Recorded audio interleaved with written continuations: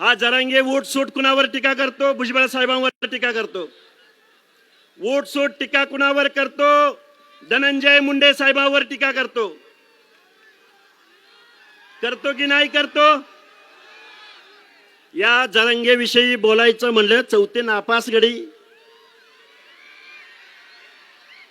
अजी शर्म से क्या शर्माना, शर्म तो शर्माने वालों की आती है, खुद ही शर्म इतनी बेशरम हो कि शर्म तुम्हें शर्माती है.